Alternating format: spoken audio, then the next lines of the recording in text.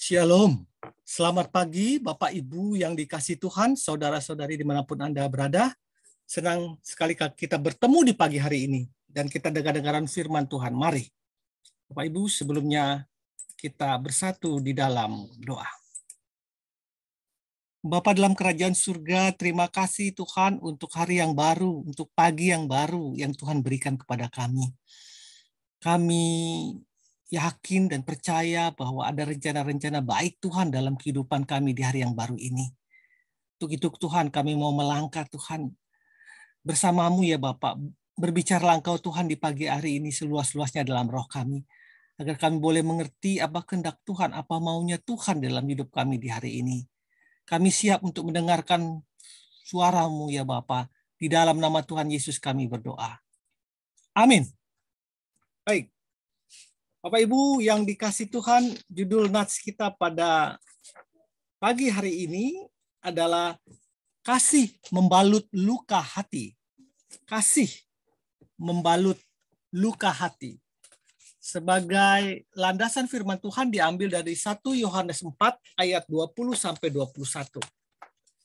Jikalau seorang berkata, "Aku mengasihi Allah," dan ia membenci saudaranya, maka ia adalah pendusta.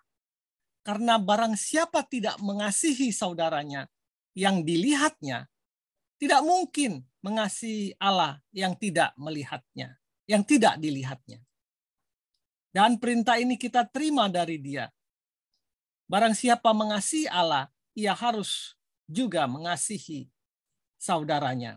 1 Yohanes 4 ayat 20 sampai 21. Bapak Ibu dikasih Tuhan, apa definisi kasih menurut kita?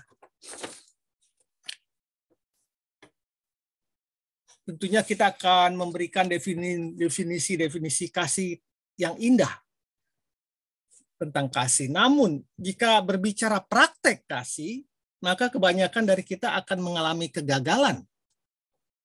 Karena kita menjalani konsep kasih yang masih duniawi di dalam hidup kekristenan kita. Yesus mendobrak konsep kasih yang ada dalam pikiran para muridnya dengan berkata, "Apabila kamu mengasihi orang yang mengasihi kamu, apakah upamu? Bukankah pemungut cukai juga berbuat demikian?" Bukankah konsep ini yang sering kita gunakan? Mengasihi orang yang juga mengasihi kita, yang telah mengasihi kita, maka kita akan balas mengasihi. Itu konsep dunia.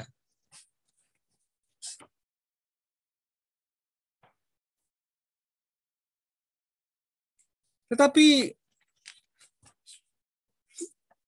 mulut kita sering mengatakan kasih, namun hati kita juga selalu kadang menyimpan kebencian dalam hidup ini. Pada waktu orang bersalah kepada kita dan kita menyimpan dalam hati kesalahan orang tersebut, maka disitulah timbul mulai bibit kebencian. Kebencian membekukan kasih, namun kasih meluluhkannya. Kebencian dan kasih memiliki daya ledak yang sama kuat. Kebencian membuat seorang menjadi pembunuh, namun kasih memampukan seseorang untuk bisa memaafkan dan menyelamatkan nyawa seseorang. Salib Kristus merupakan pengajaran yang paling dalam untuk melihat pengertian kebencian dan kasih dalam kacamata kebenaran. Kita bisa melihat akibat kebencian oleh orang-orang Farisi, orang-orang ahli Taurat. Kristus tersalib.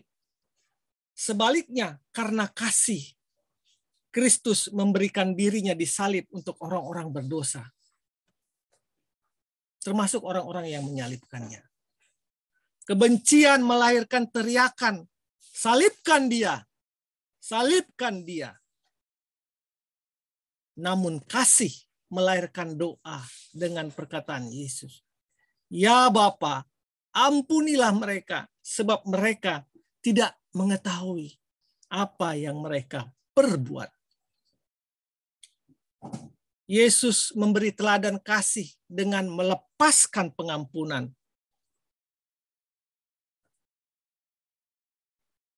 Apabila kita terus-menerus melepaskan pengampunan kepada orang yang selalu menyakiti hati kita, maka kita akan sampai pada kondisi di mana kita tidak lagi merasakan terluka ketika disakiti. Ibu Teresia berkata, I have found the paradox that if I love until it hurts, then there is no heart, but only more love. Inilah kontradiksi itu di dalam hatiku. Jika aku mengasihi hingga menyakitkan, maka kemudian aku tidak lagi merasakan terluka. Yang ada hanyalah kasih yang semakin melimpah dalam hidupku. Aku tidak lagi merasakan luka dari kebencian orang itu. Karena aku terus memaafkan dia. Yang ada hanyalah kasih dalam diriku. Ada satu cerita, yaitu seorang gadis Amenef yang buta, berdiri di depan pria yang berlutut di kakinya. Pria itu menangis memohon pengampunan darinya. Pria itulah yang menyebabkan kebutaan dan kerusakan wajahnya. Di sebelah Amenef seorang dokter sedang bersiap di persidangan untuk meneteskan larutan asid beracun ke mata pria itu sebagai hukuman yang setimpal atas perbuatannya. Tetapi di menit terakhir Amenef berseru, "Saya mengampuninya." Dia meminta dokter persidangan itu melepaskan pria itu dari hukuman tetesan larutan asid beracun ke mata pria itu. Dia mengampuninya.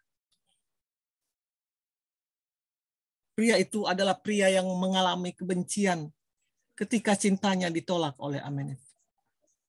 Amenef mengalami luka fisik, matanya buta, dan wajahnya rusak, serta hatinya juga hancur, dan masa depan yang suram karena pria itu. Namun ia mampu mengampuninya. Mari miliki kasih yang mampu